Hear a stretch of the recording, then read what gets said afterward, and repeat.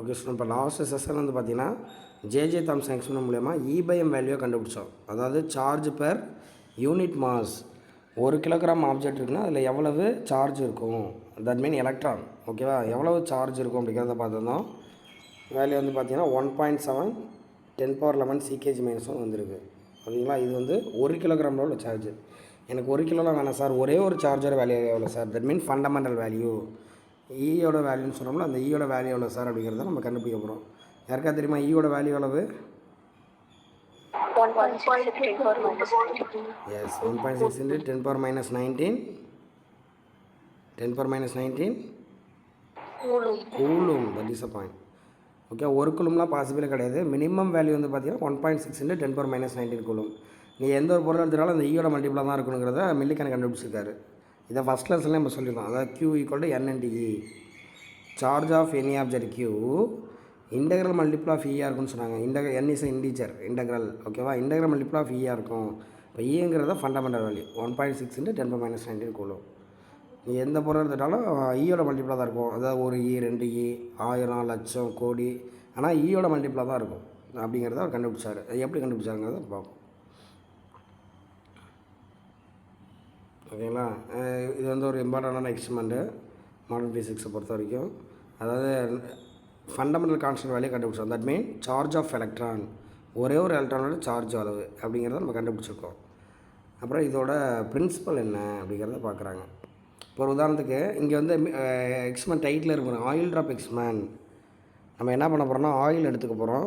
அந்த ஆயிலை வந்து நான் ட்ராப் பண்ணுறேன், ஆயில் ட்ராப்பை ட்ராப் பண்ணுறேன் மேலேருந்து. அது எந்த டைரக்ஷன் நகரும்? இப்போ கையில் ஆயில் ட்ராப் வச்சுட்டு கீழே ஊற்றுறீங்க, எந்த சைடு நகரும்? எஸ். இப்போ நான் அதான் ஒரு உதாரணத்துக்கு ஒரு ஆயில் ட்ராப் இங்கேருந்து போகிறேன்னா அது கண்டிப்பாக டவுன்வோர்டாக தான் நகரும். ஓகேவா, ஆனால் இப்போ நான் என்ன பண்ண போகிறேன்னா ஆயில் ட்ராப்பை அப்போட நகர்த்த போகிறேன். So oil drop can be move downward or upward and keep station. அப்படியே நிப்பாட்ட கூட சில மேஜிக் பண்ணி. இப்போ மேஜிக்லாம் பண்ணுறாங்களா, ஒரு பொருளை அப்படியே பறக்க வைக்கிறாங்களே, ஸோ அந்த மாதிரி நிற்க வைக்கலாம் நம்ம. ஸோ ஆயில் ட்ராப் டவுன்வோர்டாகவும் நகரும், அப்போடாக நகரும், நிற்கவும் வைக்கலாம். ஆனால் ஒரு சின்ன சேஞ்ச் என்னென்னு கேட்டிங்கன்னா சார்ஜ்டு ஆயில் ட்ராப்னு சொல்கிறாங்க. ஓகேவா, ஒரு உதாரணத்துக்கு ஆயில் ட்ராப் ஒன்று எடுத்துக்கிறோம்னா நிறைய ஆயில் ட்ராப் இருக்கும், நம்ம ஒரே ட்ராப் மட்டும் சூஸ் பண்ணி இது வந்து ஆயில் ட்ராப்பு, அதை நான் சார்ஜ் பண்ணிடுவேன். அதுக்கு நம்ம மெத்தட் இருக்குது. ஓகேவா, நெகட்டிவ் இந்த சார்ஜாக பண்ணிடுவேன் அந்த ஆயில் ட்ராப்பை. Negative charge oil drop maybe move downward or upward or keep stationary. இங்கே ரெஸ்ட்டுன்னு போட்டுருமா, இங்கே ரெஸ்ட்லேயே கூட இருக்கும். ஓகேவா, அந்த மாதிரி 3 விதமாகவும் நம்ம பண்ணலாம். எப்படி பண்ணலாம், எதாவது ஐடியா இருக்கா? டவுன்வோர்டாக ஆட்டோமேட்டிக்காக நகரும், அப்போட அப்படி நகர்த்தலாம். பாசிட்டிவ் சார்ஜ் பாசிட்டிவ் சார்ஜ் மேலே, that mean electric field apply பண்ணலான்னு சொல்கிறாங்க. வெரி குட்ரா. ஸோ இப்போ by adjusting the electric field suitably அப்போ என்ன பண்ணலாம், டவுனோட நகர்றத அப்போடாவும் நகர்த்தலாம். இல்லை நெட் ஃபோர்ஸ் 0 ஆகிடுச்சுன்னா அப்படியே நின்றும்ல. ஓகே, அப்படி கூட நம்ம கொண்டு வந்துடலாம். அப்போடா நம்ம ஒரு எலக்ட்ரிக் ஃபீல்டு அப்ளை பண்ணுறோம் அப்படின்னு சொல்கிறாங்கடா. ஸோ அப்படிங்கிறத நம்ம பார்த்துக்குறோம். ஸோ இதான் இதோட பிரின்சிபல். ஆக்சுவலி இது புக் பேக்கில் ஒரு 2 மார்க்காக இருக்குது. ஓகே, ஆயில் ட்ராப் எக்ஸ்பெரிமெண்ட்டோட பிரின்சிபல் என்ன? By adjusting electric field the motion of the oil drop inside the chamber can be controlled, that is it move up or down or even kept balance in the field of view. நம்ம பார்க்குற இடத்துல அப்படியே நிப்பாட்டி வச்சுக்கலாம். Sufficient long time. ஓகேவா, அப்படியே கதை மாதிரி எழுதிடுங்க. ஒரு 2 மார்க் இது நோட் பண்ணிங்க. அப்புறம் இதோட கன்ஸ்ட்ரக்ஷன் அப்படின்னு பார்த்து இந்த இதை பண்ணிடுறோம். பாருங்கள், ஏதோ ஒரு இட்லி பானை மாதிரி இருக்குது பாருங்கள், பெருசாக அந்த பாய்லர் மாதிரி இருக்குது. இட்லி இந்த டீ ஆற்றுவாங்களா, அந்த டீ பாய்லர் மாதிரி இருக்குது. ஆக்சுவலி அதோட இன்னர் கிராஸ் செக்ஷன் இப்படி தான் இருக்கும். இல்லை அதை என்ன பண்ணுறாங்கன்னா உனக்கு இந்த மாதிரி சிமாட்டிக் டயக்ராமாக வரைஞ்சி காட்டுறாங்க, இப்படி தான் இருக்கும் அப்படின்ட்டு. ஸோ அதனால் இந்த டயக்ராமில் பார்த்தா உங்களுக்கு ஐடியா கிடைக்கும். ஸோ இது ஆக்சுவலி என்ன கேட்டிங்கன்னா 2 டிஸ்க் எடுத்துக்கிறாங்கடா. ஒரு பெரிய சேம்பர் இருக்குது எடுத்துக்கிறாங்க, ஒரு பெரிய சேம்பர் எடுத்துக்கிறாங்க. அதில் 2 டிஸ்க் இருக்குது, A அண்டு B அப்படின்னு சர்க்குலர் டிஸ்க் இருக்குது. ஓகேங்களா, அதில் ரேஞ்செலாம் கொடுத்துருப்பாங்க பாருங்கள். சர்க்குலர் டிஸ்க் வந்து அரௌண்ட் 20 சென்டிமீட்டர் இருக்குது, டயாமீட்டர் வந்து 20 சென்டிமீட்ரு. அப்போ எவ்வளோ பெருசாக இருக்குன்னு கொஞ்சம் பார்த்துங்க. மீடியம் சைஸில் தான் இருக்கும், நம்ம சாப்பிட்ற பிளேட் மாதிரி இருக்கும். ஸோ டயாமீட்டர் 20 சென்டிமீட்ரு, டிஸ்டன்ஸ் அப்புறம் 2 இதுக்கு நடுவில் கேப் வந்து 1.5 சென்டிமீட்டர் தான். இப்போ ரொம்ப பக்கத்தில் வச்சுருப்பாங்க. இதில் தான் உனக்கு ஜூம் பண்ணி காட்டியிருக்காங்க. 1.5 சென்டிமீட்டர் இவ்வளோ தானே இருக்கும். ஸோ அப்போ அந்த ரொம்ப பக்கத்தில் வச்சுருப்பாங்க. ஓகேவா, இப்போ ஏபின்னு 2 சர்க்குலர் டிஸ்க்கு 1.5 சென்டிமீட்டர் கேப்பில் இருக்குது. அதுலேயும் ஏனுங்கிற பிளேட்டில் என்ன பண்ணுறாங்க, ஒரு சின்ன ஃபைன் ஹோல் வச்சுருக்காங்க. ஓகேங்களா? அதுக்கு மேலே ஆட்டோமைசர் வச்சுருக்காங்க. அது என்ன ஆட்டோமைசரு அப்படின்னா ஸ்ப்ரே பண்ணுறாங்களா, ஸ்ப்ரே பண்ணுற மிஷினு. அதாவது ஆயிலை ஸ்ப்ரே பண்ண போகிறோம். இந்த பாருங்கள், ஆயில் ஸ்ப்ரே ஆகுது பாருங்கள். ஷவர் மாதிரி தண்ணி ஊற்றுது பார்த்திங்களா, தண்ணி கிடையாது, ஆயில். அப்போ அந்த ஆயில் என்ன பண்ணலாம்னா அந்த ட்ராப் வழியெல்லாம் கொண்டு வர மாதிரி பண்ணலாம். அப்புறம் அந்த 2 பிளேட்டு நல்லா ஹை பொட்டன்ஷியல் வச்சுருக்காங்க, ப்ளஸ்ஸு மைனஸு. எவ்வளோ பொட்டன்ஷியல் கேட்டிங்கன்னா 10 கிலோவோல்ட்டடா, அதை பார்த்துங்க. 10 கிலோவோல்ட்டு. அங்கே வந்து நம்ம ஃபஸ்ட்டு டிஸ்சார்ஜபிள் 50 கிலோவோல்ட்டில் அப்ளை பண்ணோம், ஸ்ட்ராங் எலக்ட்ரிக். இதுவுமே ஸ்ட்ராங் எலக்ட்ரிக் தானே. 10,000 வோல்ட்டு அப்படின்னா எவ்வளோ ஸ்ட்ராங்காக இருக்குன்னு பார்த்துங்க.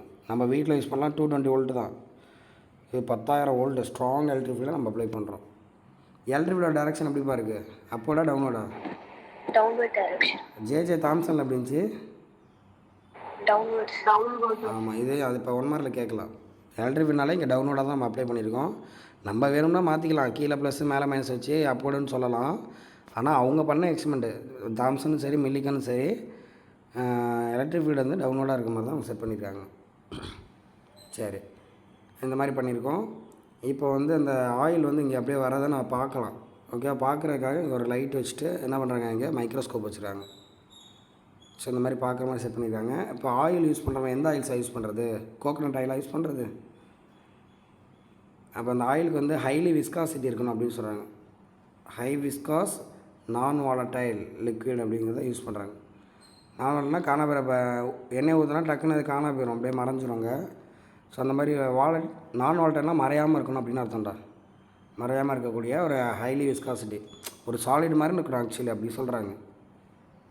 இப்போ நம்ம ட்ராப்பாக வர்றது அப்படியே தண்ணியாகவே வந்துடக்கூடாது, அப்படியே ஒரு ட்ராப்பாக ரவுண்டாக வரணும் ஸ்பெரிக்கலாக. ஸோ அதனால் என்ன பண்ணுறாங்க, ஹை விஸ்காஸ் நான் வாலட்டைல், அதாவது கிளிசரின் அப்படின்னு சொல்கிறாங்க. அப்படி ஒரு ஆயிலை யூஸ் பண்ணுறாங்க. இப்படி கேட்கலாம்னா 1 மார்க்கில் நம்ம யூஸ் பண்ணக்கூடிய ஆயிலுக்கு என்ன கேரக்டர் இருக்கணும், விஸ்காசிட்டி ஹையாக இருக்கணுமா லோவாக இருக்கணுமா, வாலட்டைலாக நான் வாலட்டைலா. நான் வாலட்டைலாம் மறையாமல் அப்படியே ஒரு பொருளாகவே தெரியும் நம்மளுக்கு. லிக்விட்னால் உனக்கு ஸ்டேட் எப்படின்னு தெரியும், ஆனால் ஆயில் எப்படி இருக்கும், கெட்டியாக இருக்க மாதிரி காட்டுறாங்க. ஸோ ஹை விஸ்காஸ் நான் வாலட்டைலுக்குள்ள என்ன பண்ணுறாங்க, அங்கே ஸ்ப்ரே பண்ணுறாங்க, அது டவுனோடாக வரும். இப்போ நான் அந்த ஆயில் ட்ராப் வந்து சார்ஜர் ஆயில் ட்ராப்பாக மாற்றணும். இப்போ நான் மாற்றலாம். இப்போ ஆயில் ட்ராப்பை ஏரில் வந்துக்கிட்டு இருக்குது, இதை வந்து நான் சார்ஜர் ஆயில் ட்ராப்பை மாற்றணுங்கிறாங்க. அப்போ என்ன பண்ணுறாங்கன்னா இதில் எக்ஸ்ரே பாஸ் பண்ணுறாங்க. இது ஸ்டேட்மெண்ட்டாக காட்டில் அந்த இடத்துல, ஆனால் எக்ஸ்ரேவாக பாஸ் பண்ணுறாங்க. எக்ஸ்ரேனா ஸ்ட்ராங் ரேடியேஷன் தானே, ஹை எனர்ஜி தானே. இது போயிட்டு அதை என்ன பண்ணும், சார்ஜராக மாற்றிடும், ரப்பிங் மாதிரி சார்ஜராக மாற்றிடும் அப்படின்னு சொல்கிறாங்க. ஓகேங்களா? இப்போ இங்கே சொல்லியிருப்பாங்க பாருங்கள். இல்லாட்டி பொதுவாகவே அது ஆக்சுவலி எக்ஸ்ரே பாஸ் பண்ண ஆகிரும், பேசேஜ் ஆஃப் எக்ஸ்ரே பாஸ் பண்ணால் உனக்கு வந்து சார்ஜராக மாறும். இல்லாட்டி அதுவே நகர்ந்து வரும்போது பிகாஸ் ஆஃப் ஃப்ரிக்ஷன், இங்கே நடுவில் ஏர் மாலிகுல் இருக்குல்லப்பா, இந்த ஏரில் உள்ள ஃப்ரிக்ஷனாலேயே அது நெகட்டிவ் சார்ஜராக மாறிடுமா. இப்போ நீ நார்மல் ஆயில் ட்ராப்பை போட்டிங்கன்னா அந்த ஆயில் ட்ராப் கீழே விழுந்துடும். ஆனால் கிளிசரின் அந்த மாதிரி ஹை விஸ்காஸை போட்டிங்கன்னா அது என்ன ஆகும், ஏரில் ஃப்ரிக்ஷன் ஆகி நெகட்டிவ் சார்ஜராக மாறிடும் அப்படின்னு அவங்க சொல்கிறாங்க. இல்லை உனக்கு சார்ஜ் பத்தலைங்கிற பட்சத்தில் நீ என்ன பண்ணிக்கலாம், எக்ஸ்ரே பாஸ் பண்ணலாம். பாஸ் பண்ணிங்கன்னா சார்ஜர் ஆயில் ட்ராப் என்ன ஆகும், அங்கே ஆட்டோமைசர்லேருந்து ஏனுங்கிற பிளேட்டோட ஹோல் வழியெல்லாம் உள்ளே வரும். உள்ளே வரதை நீ பார்க்கலாம், பெரிய பெரிய பால்ஸ் மாதிரி வரும் இந்த சார்ஜர் ஆயில் ட்ராப்பு. நீ மைக்ரோஸ்கோப் வச்சு ஜூம் பண்ணி பார்த்துக்கலாம். ஓகேவா? இதான் இதெல்லாம் கன்ஸ்ட்ரக்ஷன் அண்ட் ஒர்க்கிங் இப்போ வந்து பார்க்க போகிறோம். இது ரொம்ப பெரிய கொஸ்டின்ரா, அப்படியே கொஞ்சம் அப்படியே கவனிச்சிட்டே வாங்க. இப்போ நிறையா இது வந்து வந்துக்கிட்டு இருக்கும் நம்மளுக்கு, ஆயில் ட்ராப்பு நிறையா வரும். நம்ம பக்கத்தில் என்ன பண்ணுறோன்னா ஹரிசாண்டலி லைட்டை வச்சு இலுமினேட் பண்ணுறோம், லைட்டை பாஸ் பண்ணி என்ன பண்ணுறோம், கிளியராக அதை பார்க்குறோம், பர்பெண்டிகுலர் லைட் பீம் வச்சு நம்ம பார்க்குறோம் அப்படின்னு சொல்கிறாங்க. இப்போ வந்து ட்ராப் வந்து என்ன பண்ணலாம், அப்போடாகவும் ஆகலாம், டவுனோடாகவும் ஆகலாம், இல்லை ரெஸ்ட்டு கூட கொண்டு வரான்னு சொல்லியிருக்கோம் நம்ம. ஆக்சுவலி ஆயில் ட்ராப்பு கீழே தான் வந்துருக்கு, ஆனால் அது என்னவா மாறிடுது, சார்ஜ் ஆயில் ட்ராப்பாக மாறிடுது, ரைட்டுங்களா? அப்போ சார்ஜர் ஆயில் ட்ராப்பாக மாறிடுச்சுன்னா எலக்ட்ரிக் ஏன்னா ப்ளஸ் வந்து மேலே இருக்குது, ப்ளஸ் பிளேட்டு எலக்ட்ரான். அப்போ நெகட்டிவ் சார்ஜ் தானே, அப்போ என்ன பண்ணுவோம், இது மேலே போக ட்ரை பண்ணும், ஆக்சுவலி கீழே வர ட்ரை பண்ணும். இப்போ நம்ம ப்ளஸ்ஸு மேலே இருக்கனால இப்போ மேலே போக ட்ரை பண்ணும். சப்போஸ் 2 ஃபோர்ஸ் ஈக்குவல் ஆகிடுச்சுன்னா நெட் ஃபோர்ஸு 0 ஆகி அப்படியே நின்றுடும். ஓகேங்களா? அப்படிங்கிறத சொல்கிறாங்க. இல்லை நம்ம பொதுவாகவே நெட் ஃபோர்ஸ் 0னா அது கீழே தான் வரும். நம்ம ரெயின் ட்ராப்பு பாருங்கள், ரெயின் ட்ராப் நார்மலி கீழே தான் வரும், நெட் ஃபோர்ஸ் 0 ஆகி அது நார்மல் ரெயின் ட்ராப்பு. இது வந்து சார்ஜ்டு ஆயில் ட்ராப்பு. அதனால் அப்படியே நிற்கும் அப்படின்னு சொல்கிறாங்க. ஓகே, அப்போ நம்ம என்ன பண்ணுறோன்னா ஃபஸ்ட்டு எம்டியாக கீழே ஒரு மாதிரி ட்ரை பண்ணுவோம். அப்புறமா எலக்ட்ரிக் ஃபீல்டை ஆன் பண்ணி மேலே போகிற மாதிரி ட்ரை பண்ணுவோம். ஓகேவா? அப்போ 2 விதமானது வரும். இப்போ 2 விதமான ஃபார்முலா கிடைக்கும். அதை வச்சுக்கிட்டு என்ன பண்ணலாம்னா சார்ஜோட வேலையை கண்டுபிடிக்கலாம். இப்போ ஒரு ஆயில் ட்ராப்பில் ஆக்சுவலி என்னென்ன ஃபோர்ஸ் ஆகிட்டா, ஒரு உதாரணத்துக்கு இந்த இந்த டயக்ராமாக ஞாபகம் இருக்கமா, ஃப்ரீ பாடி டயக்ராம் பார்ப்போம்ல. ஃபஸ்ட்டு என்ன பண்ணுறீங்கன்னா வித்தவுட் எலக்ட்ரிக் ஃபீல்டு ஆஃப் பண்ணி வச்சுருங்க. இந்த ப்ளஸ் பிளேட்டு மைனஸ் பிளேட்லாம் கிடையாது, நார்மல் ஒரு பிளேட்டு தான். இப்போ ஆயில் ட்ராப் பண்ணாமல் என்ன ஆகும், இப்போ ஏங்கிற பாயிண்ட் வழியால் ஆயிலில் ட்ராப் பண்ணுறேன். இந்த ஏங்கிற பிளேட்டில் உள்ள ஹோல் வழியால் ஆயில் ட்ராப் எந்த சைடு நகரும், எந்த டைரக்ஷன் நகரும், அப்போடா டவுனோடா, டவுனோட. நான் எலக்ட்ரிக் ஃபீல்டெலாம் அப்ளை எலக்ட்ரிக் ஃபீல்டெலாம் சுவிட்ச் ஆஃப் பண்ணி வச்சுட்டேன், எலக்ட்ரிக் ஃபீல்டெலாம் ஆஃப் பண்ணிட்டேன். அப்போ ஆயில் ட்ராப் நார்மலாக ஒரு ஆப்ஜெக்ட் மாதிரி டவுனோட நகரும். இப்போ அதில் என்னென்ன ஃபோர்ஸ்லாம் இருக்குங்கிறத பாருங்கள். ஓகேவா? எப்பொழுதுமே இந்த உலகத்தில் உள்ள எல்லா பொருளுமே கிராவிடேஷனல் ஃபோர்ஸ் இருக்கும். ஓகேங்களா? இப்போ அப்புறம் ஆயில் ட்ராப் வந்து ஏரில் மிதந்துக்கிட்டே வருது. அப்போ மிதந்துக்கிட்டே வரதுனால பயான்சி ஃபோர்ஸ் இருக்குதுன்னு சொல்கிறாங்க. ஓகேங்களா? இது பத்தாதுக்கு ஒரு லிக்விட் நகர்ந்தால் அதை ஆப்போஸ் பண்ணக்கூடிய இன்னொரு ஃபோர்ஸ் இருக்குமாம்மா, அதான் விஸ்காஸ் ஃபோர்ஸு. இதெல்லாமே நம்ம 11th படிச்சிருக்கோம், 7வது லெசனில் ப்ராப்பர்ட்டிஸ் ஆஃப் மேட்டர். அப்போ கிராவிட்டி பொதுவாக டவுனோடாக இருக்கும். பயான்சி ஃபோர்ஸு விஸ்காஸ் ஃபோர்ஸும் ஒரு லிக்விடில் எப்பொழுதுமே ஆக்ட் ஆகும். ஓகேவா? ஒரு மீடியத்தில் இப்போ ஒரு லிக்விடுக்குள்ளே இதை போடுவோமே, அந்த அயான் பாலை போடுவோம். அப்போ டர்ன் வெலாசிட்டி அட்டன் பண்ணு சொன்னோமா இல்லையா, பயான்சி ஃபோர்ஸ் வச்சுக்கிட்டு. ஸோ அந்த மாதிரி தான் அது. இப்போ buoyancy force, viscous force, gravitation force 3 force act ஆகும். ஓகேங்களா? ஸோ அப்படிங்கிறத சொல்லியிருக்காங்க. அடுத்து எலக்ட்ரிக் ஃபீல்டை சப்போஸ் ஆன் பண்ணிட்டோம் அப்படின்னா, எலக்ட்ரிக் ஃபீல்டை ஆன் பண்ணுற பட்சத்தில் பொதுவாக கிராவிடேஷன் டவுனோடு, இப்போ எக்ஸ்ட்ரா இன்னொரு ஃபோர்ஸ் வரும், எலக்ட்ரிக்கல் பயான்சி ஃபோர்ஸு அப்படியே தான் இருக்கும். இப்போ நம்ம என்ன ஆகுதுன்னு கேட்டிங்கன்னா, கீழே ஒரு ஃபோர்ஸ் இருக்குது, மேலே ஒரு ஃபோர்ஸ் இருக்குது. ஓகேவா? That mean electric force. இங்கே வந்து விஸ்காஸ் ஃபோர்ஸ் கிடையாதுடா. நம்ம என்ன எடுத்துக்கிறோம்னா அது நகராமல் நின்றுது தான் எடுத்துக்கிறோம். ஏன்னா நெட் ஃபோர்ஸ் 0 ஆகி நகராமல் நிற்கிற மாதிரி எடுத்துங்க. அப்போ நகரலைன்னா விஸ்காஸ் ஃபோர்ஸ் வராதுங்க. விஸ்காஸ் ஃபோர்ஸுக்கு பதிலாக யார் வரா, எலக்ட்ரிக் ஃபோர்ஸு வருது. எலக்ட்ரோஸ்டாட்டிக் ஃபோர்ஸ் இருக்குல்ல, அது வரும். ஏன்னா ப்ளஸ் பிளேட் வச்சுருக்கோம்ல, அந்த ஃபோர்ஸ் வருது. இப்போ இந்த 2 டயக்ராமில் என்ன சொல்ல வராங்கன்னு புரியுதடா? இதுதான் இப்போ தியரியாக சொல்ல போகிறாங்க. இது வந்து ஆப்சன்ஸ் ஆஃப் எலக்ட்ரிக் ஃபீல்டு E=0ன்னு வச்சுங்க. இது ப்ரெசன்ஸ் ஆஃப் எலக்ட்ரிக் ஃபீல்டு. இது ஆயில் ட்ராப் டவுனோட நகரும், இங்கே ஆயில் ட்ராப் வந்து ரெஸ்ட்டுக்கு வந்துடும். Is it clear? இது வரைக்கும் சொன்னது புரியுதா? ஓகே. இப்போ நம்ம என்ன பண்ண போகிறோம்னா, நிறையா ஆயில் ட்ராப் கொட்ட போகுது. ஒரு 5, 6, 10 அந்த மாதிரி ஆயில் ட்ராப் நிறையா வரும். நான் வந்து மைக்ரோஸ்கோப் வழியெல்லாம் பார்க்கும்போது நல்லா கண்ணுக்கு தெரிய கூட ஒரு பெரிய ரெயின் ட்ராப்பை நான் சூஸ் பண்ண போகிறேன். அந்த ரெயின் ட்ராப்போட மோஷன் மட்டும் நான் அனலைஸ் பண்ணுறேன். ஓகேங்களா? ட்ராப்ஸ் நிறையா வரும்.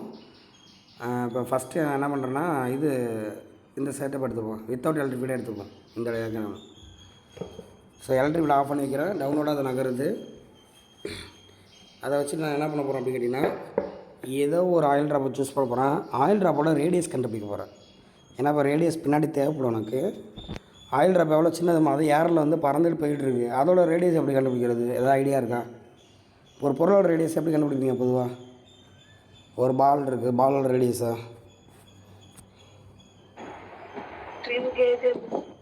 என்னடா?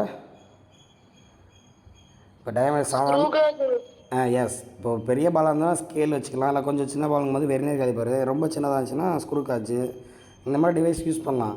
ஆனால் இங்கே ஆயில் ட்ராப் ஏர்லெல்லாம் பறந்துட்டு இருக்குது, பறந்து டக்குன்னு விழுந்துடும் கீழே போய். அது பறக்கும் போதே நீங்கள் என்ன பண்ணணும், ரேடியஸ் கண்டுபிடிக்கணும். இஸ் இட் பாசிபிள் அப்படின்னு கேட்டிங்கன்னா எல்லாமே பாசிபிள் தான். அதுக்கு இந்த மெத்தட் தான் யூஸ் பண்ணுறாங்க. அது ஏரில் பறந்துட்டு இருக்கும்போது என்னென்ன ஃபோர்ஸ் இருக்குதுன்னு பார்க்குறாங்க. ஜஸ்ட்டு ஈக்குவேஷன் வச்சு கண்டுபிடிச்சலாம். இப்போ gravitation force, buoyancy force, viscous force 3தோட ஃபார்முலாவே நம்ம கண்டுபிடிச்சி எழுதுகிறோம். அதனால் கிராவிடேஷன் ஃபோர்ஸு ஃபார்முலா தெரியும், F=ma சொல்லுமா. அப்போ Fg=mg. ஓகேவா? அப்புறம் ஆயில் ட்ராப் வந்து ஸ்பெரிக்கல் ஷேப்பில் தான் வரும், due to the viscous nature. Oil ட்ராப்போட டென்சிட்டி ரோன்னு எடுத்துங்க. இப்போ இங்கே 2 டென்சிட்டி வரும், ஆயில் ட்ராப்பு அப்புறம் அங்கே உள்ள ஏர் டென்சிட்டி. ஆயில் ட்ராப்போட டென்சிட்டி ரோன்னு எடுத்துங்க.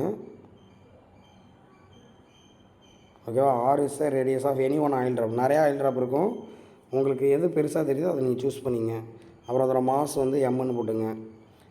அப்புறம் டென்சிட்டி ஃபார்முலா தெரியும் நம்மளுக்கு, மாஸ் பை வால்யூமு. அப்போ mass equal to rho into விங்களா. வால்யூம் ஆஃப் த ஸ்பியர் தெரியும் நம்மளுக்கு, 4/3 πr³ போடுறீங்க. ஸோ மாஸ் கிடச்சிருச்சு. நம்மளுக்கு தேவை கிராவிடேஷன் ஃபோர்ஸு எம்ஜின்னு சொல்லியிருந்தோமா, எம்முக்கு பதிலாக இதை சப்ஸ்டிட் பண்ணுறாங்க. ஸோ இதுதான் டவுனோட உள்ள கிராவிடேஷன் ஃபோர்ஸுக்கான ஃபார்முலா. ஓகேவா.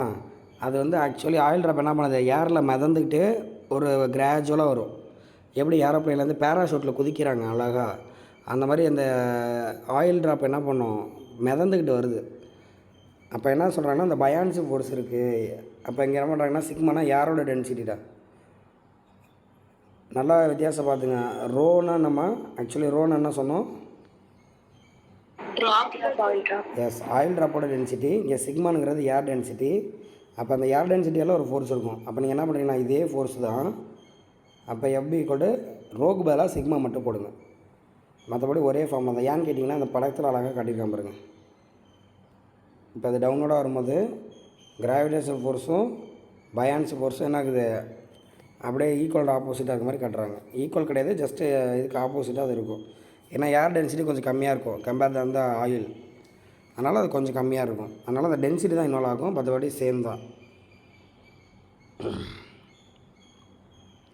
அதனால் என்ன பண்ணுறீங்க, இதில் டேரெக்டாக அப்படியே எழுதிட வேண்டியது நம்ம. அப்போ கிராவிடேஷன் ஃபோர்ஸுக்கு இந்த ஃபார்முலா வருது, அது மாதிரி பயான்சி ஃபோர்ஸுக்கு இந்த ஃபார்முலா வருது. அப்புறம் அது நகரும் போது விஸ்காஸ் ஃபோர்ஸ் இருக்கும்ல, force acting opposite direction to the motion of oil drop. எப்பொழுதுமே ஒரு லிக்விட் நகரும் போது விஸ்காஸ் ஃபோர்ஸ் இருக்கும். அதை நம்ம ஆல்ரெடி பார்த்துருக்கோம் ஸ்டோக்ஸில் அப்படின்னு சொல்லி பார்த்துருப்போம். Viscose force 6π∗RV. வீனா டெர்மினல் வெலாசிட்டி VTன்னு போடுவீங்க, இங்கே வீனே போட்டுருக்காங்க. இந்த ஈக்குவேஷன் ஞாபகம் இருக்குன்னு நினைக்கிறேன். அப்போ 3 விதமான ஃபோர்ஸை கண்டுபிடிச்சோம். அந்த டயக்ராம் வச்சுட்டு இந்த இதை எழுதுங்க. அப்போ நம்ம டவுனோட உள்ள ஃபோர்ஸ் FG, அப்போட உள்ள ஃபோர்ஸ் FB + FV. ஓகேங்களா. அப்போ அது 3 ஃபார்ம்லையும் நம்ம சப்ஜெக்ட் பண்ணுறோம். இந்த ரோ ஜி உள்ளதெல்லாம் ஒரு சைடாக கொண்டு வந்துருங்க. கொண்டு வந்து காமன் ஃபேக்டர் 4/3 πr³ அதை எடுத்துட்டிங்கன்னா ரோ மைனஸ் சிக்மா இன்ட்டு ஜின்னு வருது. ரைட் சைடில் 6π∗RV அப்படியே தான் இருக்குது. ஓகேங்களா. இப்போ அதை கேன்சல் பண்ணி ரீஅரேஞ்ச் பண்ணுண்டா. ரொம்ப சிம்பிள் தானே, இது ஜஸ்ட்டு ரீஅரேஞ்ச் பண்ணுங்கள். R³ அப்படியே இருக்கட்டும். இதை அங்கே எடுத்து போனால் 9 டைம்ஸ் வந்துடும், அது 2 கீழே வந்துடும். 9/2 பைய கூட கேன்சல் ஆகிடும். R கூட கேன்சல் ஆச்சுன்னா R² தான் இருக்கும் இந்த சைடு, லெஃப்ட் சைடில். கரெக்டுங்களா. R² இருக்கும். மீதெல்லாம் அரேஞ்ச் பண்ணிங்கன்னா 9η V வரும். நம்ம divide by rho minus sigma G வரும். கரெக்டுங்களா. அது அப்படியே இருக்கும் பாருங்கள். ஜஸ்ட்டு ரீஅரேஞ்ச் பண்ணு. 9η V 2 rho minus sigma G. அங்கே R² இருந்தது, R தான் வரணும். அப்போ ரூட் இந்த சைடு கொண்டு வந்துருங்க. ஸ்கொயர் இந்த சைடு வந்தால் ரூட்டாக மாறிடும். ஸோ இதுதான் என்னென்னா ரேடியஸ் ஆஃப் ஆயில் ட்ராப்புக்கான ஃபார்முலா. இங்கே எல்லாமே கான்ஸ்டன்ட் பாருங்கள். நீ எதையுமே கஷ்டப்பட்டு கண்டுபிடிக்கணும்னு அவசியம் கிடையாது. அது எவ்வளோ வேகமாக நகருதுங்கிற மட்டும் பார்த்தா போதும். ஓகேவா. இப்போ ரேடியஸ்க்கான ஃபார்முலா இருக்குது. இது வந்து உனக்கு 1 மார்க்கில் எங்கேயாவது கேட்கலாம். மில்லிகன் ஆயில் ட்ராப்பில் ரேடியஸ் ஆஃப் த ஆயில் ட்ராப்பை கண்டுபிடிக்கிறாங்கன்னா ஃபார்முலா என்ன, 9η V 2 rho minus sigma G 1/2 அப்படின்னு சொல்கிறோம். எல்லாமே ஈட்டா ரோ சிக்மா G எல்லாமே கான்ஸ்டன்ட்டாக. V தான் கொஞ்சம் வித்தியாசமாக இருக்குது, டெர்மினல் வெலாசிட்டி. அதுமாதிரி கான்ஸ்டன்ட் வெலாசிட்டியாக தான் வரப்போகுது. நீங்கள் என்ன பண்ணிக்கலாம், டக்குன்னு நோட் பண்ணிடலாம்.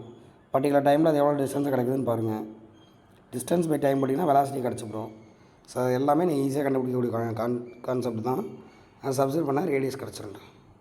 ஓகேவா. இதை கூட கேட்பாங்க, ரேடியஸும் வெலாசிட்டி எப்படி டிபெண்ட் பண்ணியிருக்கு, டேலிபோஸ்டோ வியா V² √Vயா என்ன எப்படிமா இருக்குது, இல்லை 1/V. ஆமாம், நம்ம R டேலிபோஸ்டோ Vன்னு போட்டுருவோம். ஆனால் V கிடையாது, √V. ஏன்னா ஹோல் பவர் 1/2 இருக்குல்ல.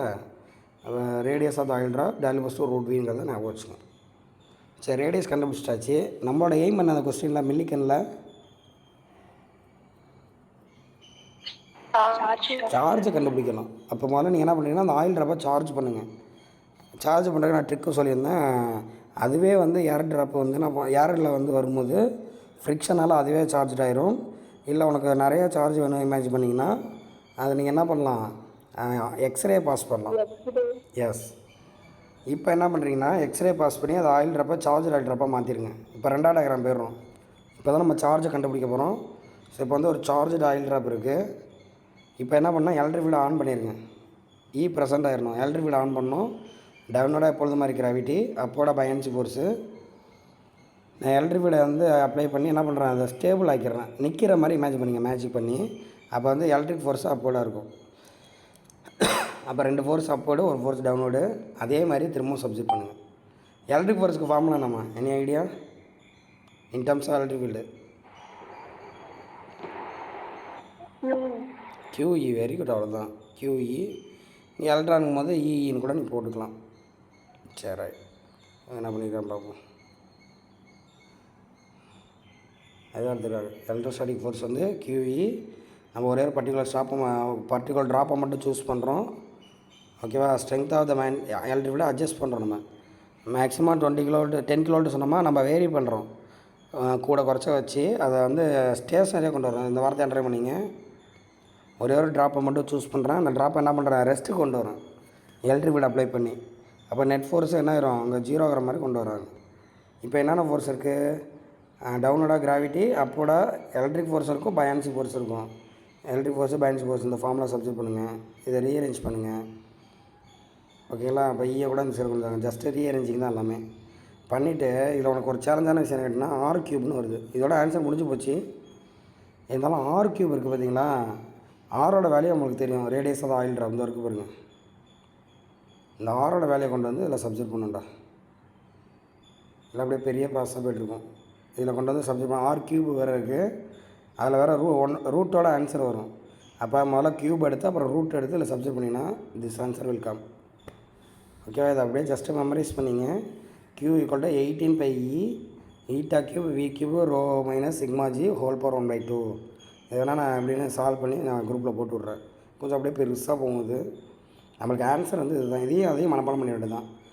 ஓகேவா? ரேடியஸ் ஆஃப் ஆயில் ட்ராப்புக்கும் சார்ஜ் ஆஃப் ஆயில் ட்ராப்புக்கும் நீங்கள் ஃபார்முலா மட்டும் மெமரைஸ் பண்ணியிருக்கேன். இல்லை தெரிஞ்சுங்க எந்தெந்த டேர்மில் இருக்குன்னு. இங்கே வந்து சார்ஜ் வெலாசிட்டி எப்படி இருக்குது பாருங்கள். நம்ம சார்ஜ் வெலாசிட்டி எப்படி ப்ரொபோஷனாலிட்டி இருக்குது? சார்ஜ் வேல்யூ சொல்லிட்டு 3/2 க்யூப் மாதிரி தெரியும். ஹோல் பவர் 1/2ல 3/2 இருக்குது. அதெல்லாம் பார்த்துக்கணும். எப்படி வேணால் கேட்பாங்க. இப்போ நீங்கள் என்ன பண்ணுறீங்கன்னா, ஏதோ ஒரு ட்ராப்பை சூஸ் பண்ணிவிட்டு எலக்ட்ரிக் ஃபீல்டு நீ அப்ளை பண்ணுறது தான். ஈட்டா கான்ஸ்டன்ட்டு, V நீ கண்டுபிடிச்சிடலாம். ρ, சிக்மா, G எல்லாமே கான்ஸ்டன்ட்டு. நீ அப்ளை பண்ணிங்கன்னா அவன் என்ன சொல்கிறான், ஒரு நம்பர் வரும். இல்லை வேறு ஒருத்தன் போய் செக் பண்ணுறீங்க, வேறு ஆயில் ட்ராப்பை சூஸ் பண்ணுறேன், வேறு வேறு ρ, G எல்லாமே மாற்றுற, அப்பையும் ஒரு ஆன்சர் வரும். ஸோ இந்த மாதிரி 10 ஸ்டூடெண்ட் பண்ணும்போது 10 ஆன்சர் வரும்.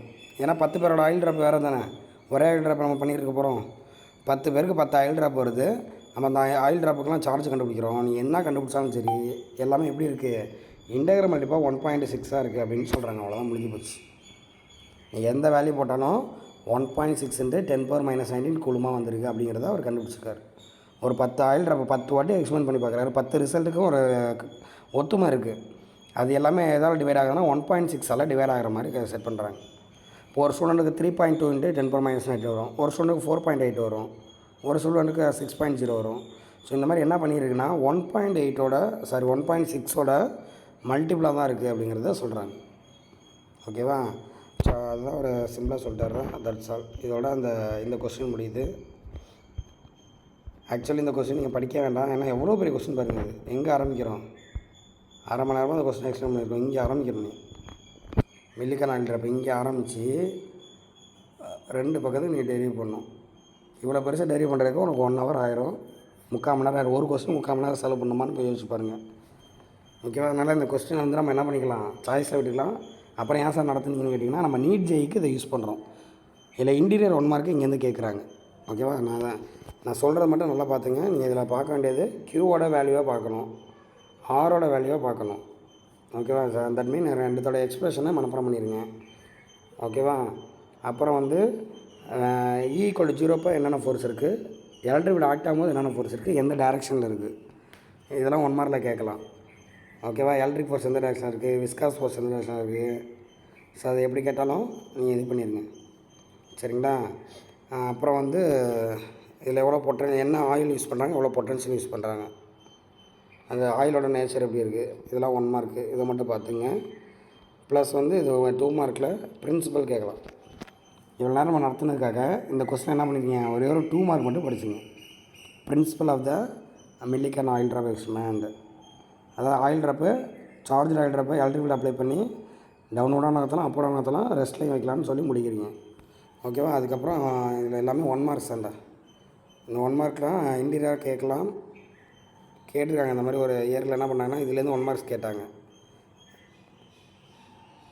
ஓகேவா? அதனால் அதை பார்த்துங்க.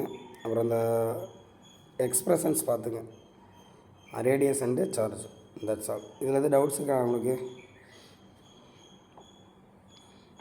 No sir.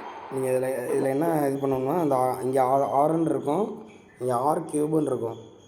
இதை நீங்கள் க்யூப் பண்ணணும். க்யூப் பண்ணிங்கன்னா 9 க்யூப் பண்ணால் 27 ஆமா?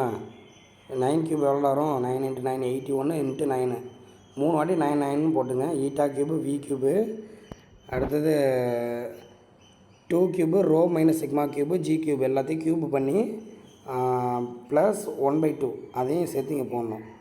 அப்போ அந்த மேலே ஒரு டேர்ம் இதெல்லாம் உள்ளே எடுத்து வந்தீங்கன்னா ஸ்கொயரில் வரும், ஸ்கொயர் இதில் கேன்சல் ஆனால் இந்த டேர்ம் வந்துடும். ஓகே, அதை பார்த்துங்க. That's all. சரி, இப்போ இது வரைக்கும் நம்ம என்ன பார்த்துருக்கோம்னா JJ Thomson experiment, Millikan experiment, இதெல்லாம் எதை சொல்லுதுன்னா ஒரு சார்ஜோட வேல்யூ அளவு, ஈயோட வேல்யூ என்ன, இ/எம்மோட வேல்யூ என்னன்னு சொல்லியிருக்கு. தட்மே ஒரு எலக்ட்ரானுக்கு வந்து நெகட்டிவ் கேரக்டருங்கிறத சொல்லியிருக்கு. That's all.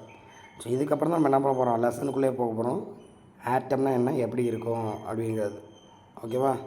So atomic models இப்போ தான்டா லெசனே ஸ்டார்ட் ஆகுது. நான் லெசன் டைட்டிலே அதான், ஆட்டம் அண்டு நியூக்ளியர் ஃபிசிக்ஸு. இந்த ஆட்டங்கிற வார்த்தை எப்போ வந்திருக்கு அப்படின்னா BC 400 பிஃபோர் கிறிஸ்துன்னு சொல்கிறோம்ல. இப்போ 2400 வருஷத்துக்கு முன்னாடி என்ன பண்ணிட்டாங்க, இந்த மாதிரி ஆட்டம்ங்கிற வார்த்தையை சொல்லியிருக்காங்க. கிரீக் யூசிபஸ் அண்ட் டெமோக்ரட்டிஸ், அவங்க 2 பேர் தான் அந்த ஆட்டத்தை பற்றி சொல்லியிருக்காங்க. நம்ம ஆல்ரெடி சொல்லியிருக்கோம், ஆட்டம்ங்கிறனா இன்டிவிசபிள் அப்படின்னு சொல்லியிருக்கோம். ஓகே, நிறைய பேர் ஆட்டம்னா எப்படி இருக்கும், அப்படி அதோட ஸ்ட்ரக்சர் எப்படி இருக்குன்னு நிறைய பேர் ட்ரை பண்ணாங்க. ஃபிசிக்ஸும் சரி, கெமிஸ்ட்ரி பீப்புளும் சரி, 2 பேருக்குமே ஃபைட்டு எல்லாம் ட்ரை பண்ணுறாங்க ஆட்டம்னா எப்படி இருக்கும் அப்படிங்கிறது. ஒவ்வொருத்தவங்களும் ஒவ்வொரு விதமாக சொல்கிறாங்க. இன்ன வரைக்கும் அது எப்படி இருக்குன்னு யாராலுமே 100% கன்ஃபார்ம் பண்ண முடியல. 99.9% கன்ஃபார்ம் பண்ணுறோம் இல்லையா? இது வரைக்கும் யாருமே கண்ணால் பார்த்து அது கன்ஃபார்ம் பண்ணல. ஜஸ்ட்டு எக்ஸ்பெரிமெண்டல் ரிசல்ட் தான். ஓகேவா? அப்போ யார் யாரெல்லாம் இந்த ஆட்டம்னா எப்படி இருக்குன்னு நானும் சொல்லியிருக்காங்கன்னு பார்க்குறோம். ஸோ ஃபஸ்ட்டு ஆட்டத்தை பற்றி சொன்னது ஜேஜே தாம்சன். அவர் ஒரு ஸ்டாட்டிக் மாடல் கொடுக்குறாரு, ஸ்டாட்டிக் டிஸ்ட்ரிபியூஷன் ஆஃப் சார்ஜஸ். ஓகேவா? அது ஃபெயில் ஆயிடுது. அதுக்கப்புறம் யார் வர்றாருன்னா ரூதர்ஃபோர்டு வர்றாரு. அவர் தான் என்ன பண்ணுறாருன்னா ஃபஸ்ட்டு டைனாமிக் மாடலை கொடுக்குறாரு. இதெல்லாம் வந்து நீட்டில் ஸ்டேட்மெண்ட்டாக கொடுக்கலாம். ஓகேவா? ஜேஜே தாம்சனுங்கிறது ஒரு டைனாமிக் மாடல் அப்படின்னு சொல்லுவாங்க. அப்போ அது தப்புன்னு அர்த்தம். True or false, odd and out அதெல்லாம் கேட்பாங்களே. அப்போ ஜேஜே தாம்சன் வந்து static model, Rutherford dynamic model. Okay, அதுக்கப்புறம் எல்லாமே டைனாமிக் மாடல் தான். ஜேஜே தாம்சன் மட்டும்தான் ஸ்டாட்டிக்கு, எல்லாமே ரெஸ்ட்டில் இருக்க மாதிரி சொல்லுவாங்க. ரூதர்ஃபோர்டு டைனாமிக் மாடலு அதுவுமே என்ன ஆயிடுது, ஃபெயிலியர் ஆகிடுது. அப்புறம் யார் வரலாம், ரூதர்ஃபோர்டு ஸ்டூடெண்ட்டு கெய்கர் அண்டு மேர்ஜன். ஓகேங்களா? இவங்க 2 பேரும் ரூதர்ஃபோர்டோட ஸ்டூடெண்ட்ஸு. அவங்க என்ன பண்ணுறாங்க, ஆட்டத்தை பற்றி அனலைஸ் பண்ணி சொல்கிறாங்க. அதை தான் வந்து ரூதர்ஃபோர்டு சொல்லியிருக்காரு. ஓகேங்களா? இப்போ ரூதர்ஃபோர்டோட இன்னொரு ஸ்டூடெண்ட் யாருன்னு கேட்டிங்கன்னா நீல்ஸ் போர். அந்த போர்டு பாருங்க, is also the student of Rutherford. அப்போ ரூதர்ஃபோர்டு வந்து என்ன பண்ணியிருக்காரு, அவர் அவ்வளோ திறமையாக இருந்தனால தான் அவங்க ஸ்டூடெண்ட் அவ்வளோ திறமையாக இருந்திருக்காங்க பாருங்கள். அவங்க ஸ்டூடெண்ட் கண்டுபிடிச்சா தான் ஒரு ரிப்போர்ட்டாக தந்திருக்காரு. ஸோ ரூதர்ஃபோர்டு அட்டாமிக் மாடல்னு பேர் சொல்லி அதுவும் ஃபெயிலியர் ஆகிடுது. அப்புறம் அவரோட இன்னொரு ஸ்டூடெண்ட் வந்து ட்ரை பண்ணுறாரு, நீல்ஸ் போர். அவர் வந்து ஹைட்ரஜன் ஆட்டம்னா இப்படி தான் இருக்குன்னு அவர் சொல்கிறாரு. அதுதான் மோர் சக்ஸஸ்ஃபுல். ஸோ அப்போ நம்ம யூஸ் பண்ணுறது தான் என்னன்னு கேட்டிங்கன்னா நீல்ஸ் போர் அட்டாமிக் மாடலு. அது வந்து ஸ்டெபிலிட்டி எக்ஸ்பிளைன் பண்ணுது. ஸ்பெக்ட்ரம்னு நம்ம படித்தோம்ல 5வது லெசனில், எல்லாத்தையுமே எக்ஸ்பிளைன் பண்ணுது. அதனால் ஸ்டாண்டர்ட் மாடல் வந்து நீல்ஸ் போர் மாடல். அப்புறம் ஃப்யூச்சரில் அதுவுமே ஃபெயிலியர் ஆகிடும். அதுக்கப்புறம் வந்தது சோமர்ஃபீல்டு அட்டாமிக் மாடல். நம்ம அது ஃபெயிலியர்னு சொல்லக்கூடாது, அதை விட அட்வான்ஸ் மாடல் வந்து சோமர்ஃபீல்டு மாடல். ஓகேங்களா? நம்ம குவாண்டம் மெக்கானிக்ஸ் லெவலில், குவாண்டம் லெவலில் போவாங்க. ஸோ அதெல்லாம் நம்ம செக்ஷனில் பார்க்க போகிறதில்ல. நம்ம எதெல்லாம் பார்க்க போகிறோம்னு கேட்டிங்கன்னா ஜேஜே தாம்சனு, ரூதர்ஃபோர்டு, நீல்ஸ் போர், இந்த 3 பேர் மட்டும் தான் பார்க்க போகிறோம். இந்த 3வது உள்ளது தான் ஸ்டாண்டர்டு நீல்ஸ் போரோட அட்டாமிக் மாடல். இதை பார்த்து இப்போ முடிச்சோன்னா ஆட்டம் முடிஞ்சு போயிடும். அதுக்கப்புறம் நியூக்ளியஸ்குள்ளே போயிட வேண்டியது தான். இன்றைக்கி வந்து ஒரு 2 தான் சொல்லிடுவோம், ஜேஜே தாம்சனும் ரூதர்ஃபோர்டையும் சொல்லிவிட்ருவோம். இதெல்லாம் கொஸ்டின்ஸ் கிடையாது. ஜேஜே தாம்சனு இது வந்து என்னென்னு சொல்கிறாங்கன்னா வாட்டர் மிலான் மாடல்னு சொல்கிறாங்க. வாட்டர் மிலான் இருக்குல்ல, இப்போ இந்த வெயிலுக்கு அதான் சாப்பிட போகிறாங்கலாம். இந்த வாட்டர் மிலானோட கிராஸ் செக்ஷன் பார்த்தீங்கன்னா இப்படி இருக்கும். ஓகேங்களா? இப்போ ஆட்டமும் இப்படி தான் இருக்கான், இப்படி தான் இருக்குது. அதாவது ஸோ ஆட்டமுங்கிறது இந்த மாதிரி ஒரு ஸ்பியர், பாசிட்டிவ்லி சார்ஜ்டு ஸ்பியர்னு சொல்கிறாரு. ஃபுல்லாகவே பாசிட்டிவ் சார்ஜடா. இந்த வார்த்தை கீழே போடுறாங்க ஒரு பாசிட்டிவ் சார்ஜ் மெட்டீரியல். அப்போ அவர் என்ன சொல்கிறோன்னா இந்த ஆட்டம் வந்து வாட்டர் மிலான் மாதிரி தான் இருக்கும், பாசிட்டிவ் சார்ஜடு அப்படின்னு சொல்கிறாங்க. இங்கே எப்படி சீட்ஸ் இருக்குது பிளாக்காக சீட்ஸ் இருக்கலாமா, அந்த மாதிரி இங்கே எலக்ட்ரான்ஸ் என்ன இருக்குது எம்படட் ஆகிருக்கு அப்படின்னு சொல்கிறாரு. ஓகேவா. பாசிட்டிவ் சார்ஜடு ஆட்டமில் எலக்ட்ரான் வந்து எம்படட் ஆகிருக்கு லைக் வாட்டர் மிலான் இல்லை ப்ளம் கேக்குன்னு சொல்லுவாங்களே, ப்ளம்ஸ் கேக். அந்த கேக்கில் அப்படியே ப்ளம்ஸ் வச்சுருப்பாங்க, அந்த மாதிரி தான் என்ன இருக்குது இது இருக்குதுன்னு சொல்கிறாங்க. ஏதோ வாட்டர் மிலான் மாடல் இல்லை புட்டிங் கேக் மாடல் அப்படின்னு சொல்லுவாங்க. அதை ஒரு கேக் எப்படி இருக்குமோ அந்த மாதிரி தான் அது இருக்குதுன்னு சொல்கிறாங்க. இந்த மாதிரி இருக்க வாய்ப்பு இருக்கான்னு பின்னாடி ஓகேன்னு சொல்லிட்டாங்களா, ரைட்டு கரெக்டு தான் சொல்லிட்டாங்க. அப்புறமா யோசிச்சு பார்க்குறாங்க இந்த மாதிரி இருக்க வாய்ப்பு இருக்குது அப்படின்ட்டு. சார்ஜ் என்றைக்கா ரெஸ்ட்டில் இருக்குமா, ஒரு பாசிட்டிவ் சார்ஜ் காலத்தில் நெகட்டிவ் சார்ஜ் இருக்க முடியுமா? இப்போ ப்ளஸும் மைனஸ் என்னம்மா பண்ணும் ஒன்றுக்கு ஒன்று அட்ராக்ட் பண்ணும். அப்போ அட்ராக்ட் பண்ணி ஜீரோ நியூட்ரலைஸ் ஆகிரும். சரிங்களா. அப்போ ஆட்டம்னு ஒன்று இல்லாமலே போயிடும். அப்போ ஆட்டம்க்கு ஸ்டெபிலிட்டின்னு ஒன்று இருக்குது. இப்போ ஆட்டமாக தானே இருக்குது, ஒரு பொருளாகவே தான் இருக்குது. இவர் சொல்கிற மாடலில் இருந்துச்சுன்னா ப்ளஸும் மைனஸும் சேர்ந்து ஜீரோ ஆயிரும். ஓகேங்களா. அந்த பொருளே இல்லாமல் போயிடும் அப்படிங்கிற மாதிரி ஒரு சொல்கிறாங்க. அப்போ ஸ்டெபிலிட்டியாக எக்ஸ்பிளைன் பண்ணணும்ல, என்றைக்குமே சார்ஜ் வந்து ரெண்டு ரெஸ்ட்டில் இருக்காது. கண்டிப்பாக என்ன ஆகும், அட்ராக்ட் ஆகி அந்த எலக்ட்ரான் நகர தான் செய்யும். அதனால் ஸ்டெபிலிட்டியாக எக்ஸ்பிளைன் பண்ணணும்ல, அதனால் இது ஃபெயிலியர் ஆகிடுச்சு. அப்புறம் இந்த ஸ்பெக்ட்ரம்லாம் நம்ம பார்த்தோம்ல, ஒரு ஆட்டமில் வந்து இந்த மாதிரி கண்டினியூஸ் ஸ்பெக்ட்ரம் அப்புறம் லைன் ஸ்பெக்ட்ரம்லாம் நம்ம பார்த்துருந்தோம். அதெல்லாம் இதெல்லாம் எக்ஸ்பிளைன் சுத்தமாக பண்ண முடியல. ஸோ இது வந்து அட்டர் ஃபெயிலியர், இது சுத்தமாக வேஸ்ட்டுன்னு சொல்லிட்டாங்க. ஸோ இது ஈக்குலிபிரியத்தை எக்ஸ்பிளைன் பண்ண முடியல, it fail to explain the spectral line. ஸ்டெபிலிட்டியும் ஸ்பெக்ட்ரத்தையும் சொல்ல முடியல, அதனால தான் ஃபெயிலியர் ஆகிடுச்சு. ஓகேங்களா. அப்புறமா யார் வராங்கன்னா ரூதர்ஃபோர்டு. இயர்லாம் பாருங்கள் வேரியேஷனு. இந்த ஜேஜே தாம்சன் மாடலு இயர் போடலையா, இயர் வேணால் பார்த்துக்கலாம், 1905 அந்த இயரில் இருக்குன்னு நினைக்கிறேன். அதுக்கப்புறம் 5-6 வருஷம் கழிச்சு தான் ரூதர்ஃபோர்டு வர்றாரு. Rutherford atomic model. ஓகேவா. இவர் என்ன சொல்கிறான்னா இந்த பிரச்சனையை அவங்க ஸ்டூடெண்ட் எக்ஸ்பிளைன் பண்ணுறாரு. இந்த மாதிரி ஜேஜே தாம்சன் மாடல் இருக்குது, அதில் ஸ்டெபிலிட்டி ஸ்பெக்ட்ரமை எக்ஸ்பிளைன் பண்ண முடியல, அதனால் ஆட்டம் அப்படி இருக்க வாய்ப்பு கிடையாது. ஆட்டம்னா எப்படி இருக்கும் அப்படிங்கிறத ட்ரை பண்ணி பாருங்கள். அட்டாமிக் ஸ்ட்ரக்சர் எப்படி இருக்கும், ஒரு மெட்டீரியல் இருக்குது நம்மளுக்கு தெரியுது, கண்ணுக்கு தெரியுது, அந்த மெட்டீரியலுக்குள்ளே ஆட்டம் இருக்குது, அந்த ஆட்டத்தோட ஸ்ட்ரக்சர் எப்படி இருக்குன்னு ட்ரை பண்ணுங்கன்னு அவங்க ஸ்டூடெண்ட்டுக்கு அட்வைஸ் பண்ணுறாரு. எப்போ 1911 அவங்க ஸ்டூடெண்ட் 2 பேர் கெய்கர் அண்ட் மேர்சன். இவங்க 2 பேரும் என்னென்னா ஒரு சேலஞ்சாக எடுத்து பண்ணுறாங்க.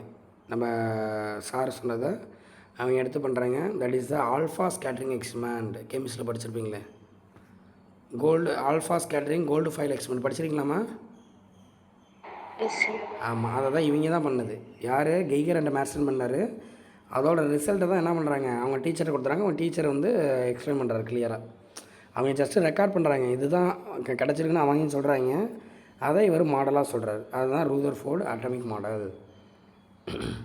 அது போட்டுருக்க பாருங்க, which is known as scattering of alpha particle by gold foil experiment. இதாக இருக்குது பாருங்கள், இதுதான் அதோட எக்ஸ்பெரிமெண்டல் செட்டப் பாருங்கள். இதெல்லாம் எக்ஸாம்ஸ் இருந்தாலும் கேட்குறதுனா கொஞ்சம் ஃபாஸ்ட்டாக போயிடலாம். ஒரு கோல்டு ஃபாயில் இருக்குது, அதில் என்ன பண்ணுறாங்கன்னா இங்கே ஆல்ஃபா பார்ட்டிகல் உள்ளே கொண்டு வரணும். ஆல்ஃபா பார்ட்டிகல் எங்கேருந்து வரும், ஆல்ஃபா அந்த ரேடியோ ஆக்டிவ் எலமெண்ட்னு சொல்லுவாங்களே, 10th படிச்சிருப்பீங்களே ரேடியோ ஆக்டிவ் எலமெண்ட், அந்த யுரேனியம் பொலோனியம் தோரியம், அதுலேருந்து ஆல்ஃபா பார்ட்டிகல் வரும். அதெல்லாம் நம்ம கையில் வச்சுருந்தோம்னா நம்ம கை பொத்துக்கும். அதனால் அது என்ன பண்ணுவாங்கன்னா ஒரு லெட் பிளாக்கில் வச்சுருக்காங்க பாருங்கள். ஒரு பெரிய லெட் பிளாக்கில் பொலோனியம் சாம்பிள் வைக்கிறாங்க. பொலோனியம் அது ஒரு ரேடியேட்டிவ் மெட்டீரியல். சரி, அதுலேருந்து என்ன பண்ணுன்னு கேட்டிங்கன்னா ஆல்ஃபா பார்ட்டிகல் எல்லா டேரக்ஷன்லையும் வரும். அதில் சின்ன ஃபைன் ஹோல் வச்சு ஒரே சைடு கொண்டு வராங்க. இருந்தாலும் ரொம்ப பர்டிகுலர் ஃபைனாக போகிறதுக்காக ஒரு ஸ்க்ரீன் மாதிரி, லெட் ஸ்க்ரீன் மாதிரி, ஸ்லிட்டு மாதிரி வச்சுருக்காங்க பாருங்கள். அப்போ அந்த சின்ன கேப்பில் வந்து அழகாக போகும். போயிட்டு என்ன பண்ணுன்னு கேட்டிங்கன்னா கோல்டு ஃபாயிலில் படும். இப்போ நம்ம தங்கம் விலை விற்கிற விலையில் அவங்க தங்கத்தை வச்சு எக்ஸ்பெரிமெண்ட் பண்ணி பார்த்துருக்காங்க. நம்ம பேப்பர் மாதிரி எடுத்துக்கிறாங்க, நம்ம புக்கு பேப்பர் இருக்குல்ல, அந்த மாதிரி ஒரு கோல்டு எடுத்துக்கிட்டு அதில் போய் ஆல்ஃபா பார்ட்டிகலாக பட வைக்கிறாங்க. இப்போ ஆல்ஃபா பார்ட்டிகல் போய் பட்டா என்ன ஆகும், ஸ்கேட்டர் ஆகுமா? அப்படி ஸ்கேட்டர் ஆகிறத வேறு ஆங்கிளில் இது பண்ணுறாங்க. அது பாருங்கள், ரிசீவர் வச்சுருக்காங்க பாருங்கள், டிடெக்டார். நம்ம அந்த இதில் பார்த்துருப்போமே டேவிசன் ஜெர்மரில், அதே இது தான். ஸோ எலக்ட்ரான் டிடெக்டர் மாதிரி இது வந்து என்னது, ஆல்ஃபா பார்ட்டிகல் டிடெக்டர். இந்த மீன் ஒரு சின்ன ஸ்க்ரீன் தான், இசட்என் ஸ்க்ரீன், ஃப்ளோரோசன் ஸ்க்ரீன், இசட்என்எஸ்ன்னு சொல்லுவாங்களே, ஜிங்க் சல்ஃபைட். இந்த ஸ்க்ரீனை நீ என்ன பண்ணலான்னா இப்படி சுற்றலாம் 180 டிகிரி, 0லேருந்து 180 டிகிரி அப்படி ரொட்டேட் பண்ணிக்கலாம். எல்லா ஆங்கிலும் ரொட்டேட் பண்ணலாம். அதை பார்க்குறதுக்கு மைக்ரோஸ்கோப் கூட வச்சுக்கிறாங்க. நேராக பார்க்காம மைக்ரோஸ்கோப் வச்சு கூட பார்க்குறாங்க. இப்போ ஒவ்வொரு ஆங்கிள்லேயும் எந்த அளவுக்கு நம்மளுக்கு அந்த ஸ்கேட்ரிங் ஆல்ஃபா பார்ட்டிகல் கிடைக்குதுன்னு பார்க்குறாங்க. எல்லா இடத்துலையும் ஒரே மாதிரி இருக்குமா இல்லை வேரி ஆகுமா? நீங்கள் என்ன நினைக்கிறீங்க? டிஃப்ரென்ஸ். கண்டிப்பாக வேரி ஆகும். ஒரு தேங்காய் உடைக்கிறீங்க, எந்த டைரெக்ஷனில் எப்படி போகணும்னு நம்ம சொல்ல முடியுமா? ஒரு தேங்காய் தேங்காய் உடைக்கும் போது ஒவ்வொரு இடத்துல ஒவ்வொரு மாதிரியான போகும். அதே மாதிரி தான் ஆல்ஃபா பார்ட்டிகளும் ஸ்கேட்டர் ஆகுது. அது எந்த அளவுக்கு எந்த பிளேஸில் இருக்கிறத பார்க்குறதுக்கு அந்த ஸ்க்ரீனை ரொட்டேட் பண்ணி பார்க்குறாங்க. ஓகேங்களா? ரைட். இப்போ வந்து நம்ம ஜே தாம்சன் என்ன சொன்னார், ஒரு பாசிட்டிவ் சார்ஜடு ஆட்டம் இருக்குது, அதில் எலக்ட்ரான் வந்து இப்படி எம்படடாக இருக்குதுன்னு சொல்கிறாங்க. இப்போ ஆக்சுவலி ஆல்ஃபா பார்ட்டிகள் என்ன பண்ணால் அந்த கேப்பில் வந்து இப்படி நேராக போயிருந்துருக்கும். ஓகே, அப்போ எல்லா பார்ட்டிகளுமே என்ன பண்ணியிருக்குன்னா, அவர் என்ன சொல்கிறான்னா, அவங்க எக்ஸ்பெக்டட் ரிசல்ட் என்ன கேட்டிங்கன்னா, எல்லா ஆல்ஃபா பார்ட்டிகளும் உள்ளே பூந்து இங்கே வந்துடணும். இந்த இடத்துல தான் உனக்கு மேக்ஸிமம் இன்டென்சிட்டி இருக்கணும், மற்ற இடத்துலாம் கம்மியாக இருக்கணும். ஸோ அந்த நடுவில் நேராக 0 டிகிரியில் மட்டும்தான் எப்படி இருக்கணும், மேக்ஸிமமாக இருக்கணும் அப்படின்னு சொல்கிறாங்க. ஓகேவா? ஏன்னா நேராக உள்ளே பூந்து வந்துடணும். ஆனால் எக்ஸ்பெக்டட் ரிசல்ட் இப்படி, ஆனால் அவங்களுக்கு இது எப்படி வந்திருக்கு கேட்டிங்கன்னா இப்படி வந்திருக்குடா. மேக்ஸிமம் உள்ளே பூந்து வந்துருச்சு. இவர் சொன்ன மாதிரி, யார் ஜே தாம்சன் சொன்ன அந்த இது மாதிரி மேக்ஸிமம் ஆஃப் ஆல்ஃபா பார்ட்டிகள் உள்ளே பூந்து வெளில வந்துருச்சு. சில பார்ட்டிகள் டிஃப்ளெக்ட் ஆகுது, சில பார்ட்டிகள் பின்னாடி திரும்பி ஓடிடுது, சில பார்ட்டிகள் 90 டிகிரி ரிஃப்ளெக்ட் ஆகுது. அப்போ அந்த வார்த்தையை சொல்லியிருப்பாங்க பாருங்கள். அவங்க வந்து ரிப்போர்ட் எப்படி கொடுக்குறாங்க, சார் நாங்கள் ஆல்ஃபா ஸ்கேட்டரிங் எக்ஸ்பெரிமெண்ட் பண்ணோம், அதோட ரிசல்ட் என்ன கேட்டிங்கன்னா 4 விதமாக சொல்கிறாங்க. மோஸ்ட்டு, சம்மு, ஃபியூ, அடுத்த டி வந்து வெரி ஃபியூ. 4 வார்த்தைக்கு வித்தியாசம் புரியுதுங்களா? English word. மோஸ்ட்னா அதிகம்னு சொல்லுவோம், சம்னா கொஞ்சமாக, எஃப்யூனா ரொம்ப கொஞ்சமாக, வெரி ஃபியூனா ரொம்ப ரொம்ப கம்மி. ஸோ அப்போ 4 வார்த்தையாக சொல்கிறாங்க. இப்போ மோஸ்ட் ஆஃப் த ஆல்ஃபா பார்ட்டிகள் என்ன பண்ணுதான், நேராக அன்ரிஃப்ளெக்டடாக உள்ளே புந்து வெளில வந்துடுது அப்படின்னு அவர் அந்த பசங்க கண்டுபிடிச்சிட்டாங்க. யார்? அந்த மேர்சன், அந்த 2 பேர் சொன்னோமே, கேக்கர் அண்ட் மேர்சன். அவங்க 2 பேர் என்ன பண்ணுறாங்க, ஆல்ஃபா பார்ட்டிகளை பாஸ் பண்ணி எந்தளவுக்கு ஸ்கேட்டர் ஆகுங்கிறத ஸ்க்ரீன் வச்சு கண்டுபிடிச்சிருக்காங்க. ஆக்சுவலி அவங்களுக்கு வந்து இந்த இது வந்திருக்குல்ல, இந்த கிராஃப் வந்து இப்படி வந்திருக்கு. ஆங்கிளை மாற்றிக்கிட்டே இருக்காங்க, இந்த இன்டென்சிட்டி பார்க்குறாங்க எந்த அளவுக்கு நம்பர் ஆஃப் இது கிடைக்குதுன்ட்டு. ஓகேங்களா? அப்போ கிராஃப் எப்படி வந்திருக்கு, இப்படி வந்திருக்கு பாருங்கள். போக போக குறைஞ்சிட்டே வருது. அப்போ 10⁻⁷ மேக்ஸிமம் என்ன ஆகுதுன்னா அன்டிவேட்டடாக கிடச்சிருக்குடா. அதாவது மினிமம் ஆங்கிளில் கிடச்சிருக்கு, 0 டிகிரி 1 டிகிரி அந்த மாதிரி அன்டிவேட்டடாக கிடச்சிருக்கு. அப்போ மோஸ்ட்லி அன்டிவேட்டட் அந்த வார்த்தை என்ன பண்ணுங்க, 2 மார்க் மாதிரி கேட்கலாம். அந்த மாதிரி ரூதர்ஃபோர்ட் எக்ஸ்பெரிமெண்டோட ரிசல்ட் என்ன? அப்போ நீ என்ன சொல்லணும், மோஸ்ட் ஆஃப் த ஆல்ஃபா பார்ட்டிகள் அன்டிஃப்ளெக்டடாக இருக்குது. சில இது சம் ஆஃப் த இது என்ன பண்ணுதுன்னா சம் ஆங்கிள் டிஃப்ளெக்ட் ஆகுது. இந்த படத்தில் ஆகிருப்பாருங்க, some of the alpha particles some angle deflect ஆகுது. எஃப்யூ வந்து அது நீங்கள் படத்துலேயே காட்டல, நீங்கள் ஆனால் இமேஜின் பண்ணிங்க. எஃப்யூ சம்முக்கும் ஃபியூக்கும் வித்தியாசத்தை புரிஞ்சுக்கணும். ஓகேங்களா? சம்மோட ஃபியூ ரொம்ப கம்மி. அப்போ ஃபியூ ஆஃப் த ஆல்ஃபா பார்ட்டிகள் என்ன பண்ணுதுன்னா 90 டிகிரி திரும்பி போகுது. அதாவது நேராக உள்ளே வந்து இப்படி போயிடுது. இந்த படத்தில் கட்டவா ஆல்ஃபா பார்ட்டிகள் நேராக உள்ளே வந்தது இப்படி போயிருந்தா, அதான் 90 டிகிரி. ஸோ இந்த மாதிரி ஃபியூ வந்து 90 டிகிரி திரும்பி இருக்குது. அடுத்து வெரி ஃபியூ இங்கே சொல்லிக்காம பாருங்கள், இதுதான் நம்மளுக்கு வார்த்தை. வெரி ஃபியூ வந்து 180 டிகிரி திரும்பி இருக்குது அப்படின்னு சொல்கிறாங்க. This is important one. இந்த 4 வார்த்தைக்கும் வித்தியாசத்தை நல்லா பார்த்துங்க. சரி, இப்போ அந்த பசங்க என்ன பண்ணணும் கண்டுபிடிச்சாங்க, 2 பேரும் சேர்ந்து 4 பாயிண்ட்டு சொல்லியிருக்கான். மோஸ்ட்லி அன்ரிஃப்ளெக்டடு, கடைசி பாயிண்ட் பாருங்கள், வெரி ஃபியூ வந்து டிஃப்ளெக்டட் வித் 180 டிகிரி. அதாவது போன வழியில் திரும்பி இப்படி போனது திருப்பி ஓடியாந்துருச்சு, போன வழியே திரும்பி அந்த மாதிரிமா ஒரு செவுத்தில் பால் அடித்தா திரும்பி நம்மள்ட்ட இடத்துல அந்த மாதிரி வந்துடுது. அப்போ இந்த 2 பேரும் 4 விஷயத்தை சொல்லியிருக்காங்க. அதில் 2 பாயிண்ட் தான் முக்கியமான பாயிண்ட்டு. அந்த ஏ பாயிண்ட்டும் டி பாயிண்ட்டும் ரொம்ப முக்கியமான பாயிண்ட்டு. நீங்கள் என்ன நினைக்கிறீங்க, ஏன் வந்து மோஸ்ட்லி அன்டிஃப்ளெக்டடாக இருக்கணும், வெரி ஃபியூ வந்து 180 டிகிரி திரும்பி இருக்கணும்? What you think? இப்போ உங்கள்கிட்ட வந்து அந்த ரிசல்ட்டை கொடுத்தா நீங்கள் என்ன சேம் சார்ஜுங்கிறனால ரிப்பல் ஆயிடும் சார். அதனால 180 டிகிரி வந்து எந்த இடத்துல பாசிட்டிவ் இருக்கோ அங்க வந்து 180 டிகிரி டிஃப்ளெக்ட் ஆயிடும் அப்படின்னு சொல்லுவாங்க. எஸ், இப்போ ஆல்ஃபா வெரி குட்ரா, வெரி குட். அப்போ இதுக்கு அன்டிஃப்ளெக்டடுக்கு என்ன ரீசனாக இருக்கலாம்? அங்க மேபி நெகட்டிவ் சார்ஜ் இருந்தா அது அட்ராக்ட் ஆகி அந்த சைடு வந்திருக்கும். அட்ராக்ட் ஆகி அங்கேயே நின்றுடும், வெளில வராதுல்ல உங்களுக்கு. மேபி அந்த இடம் வேக்யூமா இருக்கு. வெரி குட்ரா, very good. That is happening. இப்போ ஆல்ஃபானா என்ன, இருக்காது ஐடியா இருக்கா? ஆல்ஃபா படிக்கணும் ஆக்சுவலி யார்? Positively charged. Nucleus. Yes, positive charged helium nucleus. ஓகேங்களா? அப்போ பாசிட்டிவ் சார்ஜுங்கிற வார்த்தையை சொல்கிறோம். இப்போ மோஸ்ட்லி அன்டிவைட்டட்னா என்ன அர்த்தம்? மோஸ்ட்லி அன்டிஃப்ளெக்டட்னா ஆட்டத்தில் மோஸ்ட் ஆஃப் த ஸ்பேஸ் வந்து வேக்கமாக இருக்குதுன்னு அவர் சொல்கிறார். ஆட்டத்தில் மோஸ்ட்லி எப்படி இருக்குது? வேக்கமாக இருக்குது. அதனால தான் அது பூந்து அழகாக வெளில வந்துக்கிட்டு இருக்குது. இப்போ ஆட்டம்னா மேக்ஸிமம் வேக்கமாக தான் இருக்குது. சரிங்களா? அந்த 180 டிகிரி திரும்பின ரீசன் என்னென்னு கேட்டிங்கன்னா, இது வந்தது ப்ளஸ் சார்ஜு. அப்போ ஒரு பாசிட்டிவ் சார்ஜு ஒன்று அங்கே நடுவில் இருக்குது. குட்டியோண்டு தானே, ஏன்னா வெரி ஃபியூ தானே திரும்பி வருது. ஒரு சின்ன ஸ்பேஸில் ஒரு பாசிட்டிவாக ஏதோ ஒரு இடம் இருக்குது. அதனால தான் ப்ளஸ் ரிப்பல் ஆகி இது திரும்பி ஓடியாந்துருது. ஓகேங்களா? இப்போ ஆட்டத்தை வந்து ஒரு பெரிய ரூம் மாதிரி இமேஜின் பண்ணிங்க. எப்படின்னா ஒரு பெரிய அரண்மனை இருக்குது, அதுதான் ஆட்டம்னு இமேஜின் பண்ணிங்க. அப்போ மேக்ஸிமம் வேக்கமாக தான் இருக்குது அரண்மனையில். ஒரு சின்னதாக நீங்கள் போய்ட்டு ஒரு இடத்துல நிற்கிறீங்க, நீங்கள் தான் இந்த அதாவது ஒரு சின்ன இடம் தான் அந்த பாசிட்டிவ் சார்ஜ். நீங்கள் ஒரு பெரிய அரண்மனை நம்ம எவ்வளோ பெருசு இருப்போம்? ஸோ அப்போ அரண்மனை இப்போ ஃபுல்லாக வேக்கண்டாக இருக்குது, நம்ம ஒரு சின்ன இடத்துல நிற்கிறோம், நம்ம பாசிட்டிவ் சார்ஜ். ஓகேங்களா? அதை தான் அவர் சொல்கிறாரு. ரைட்? அப்போ ஆட்டம்ங்கிறது மோஸ்ட்லி வேக்கமாக இருக்கும், நடுவில் மட்டும் என்ன ஆகுது? ஒரு பாசிட்டிவ் சார்ஜர் ஸ்பேஸ் இருக்குது. அப்போ அதுக்கு ஒரு பேர் வைக்கிறாரு, நியூக்ளியஸ் அப்படின்ட்டு வச்சுருக்காரு பாருங்க. அவர் சொல்லுவாங்க பாருங்கள். அப்போ நியூக்ளியஸை கண்டுபிடிச்சா யாருன்னு கேட்டால் நீங்கள் என்ன சொல்லணும்? யார் பேரை சொல்லணும்? ரூதர்ஃபோர்ட். ஆனால் கண்டுபிடிச்சது மேரிசன் அண்ட் கெய்கர். அவங்கள எக்ஸ்பிளைன் பண்ண தெரியாது. அவங்க வந்து கண்டுபிடிச்சி சொல்லியிருக்காங்க, இது நடந்திருக்கு சார் அப்படின்ட்டு. மோஸ்ட்டு, ஃபியூ, வெரி ஃபியூ அதை சொல்லியிருக்காங்க. எக்ஸ்பிளைன் பண்ணது வந்து இவர் தான், ரூதர்ஃபோர்ட் தான். ஓகேங்களா? இப்போ அவரோட அப்சர்வேஷனில் அதான் சொல்கிறாங்க.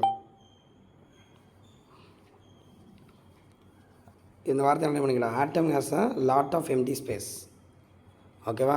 And contains tiny matter at centre is called nucleus. அதோட சைஸ் எவ்வளோ கேட்டால் 10⁻14 மீட்டர்.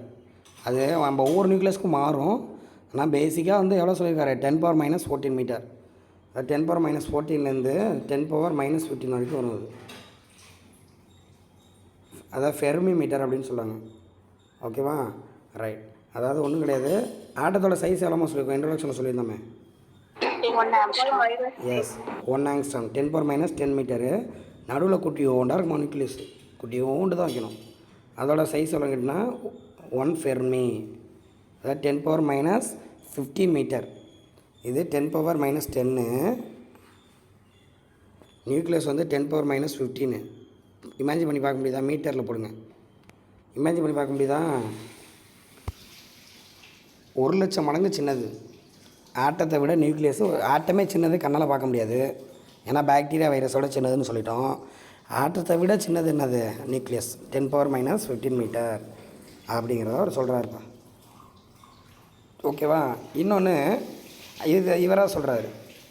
இப்போ வந்து ஒரு ப்ளஸ் இருக்க இடத்துல நடுவில் ப்ளஸ் இருக்க முடிஞ்சு போச்சு, சுற்றி மைனஸ் இருக்க வாய்ப்பு இருக்கா அப்படின்னு ஒரு கொஸ்டின் ரைஸ் ஆகுது.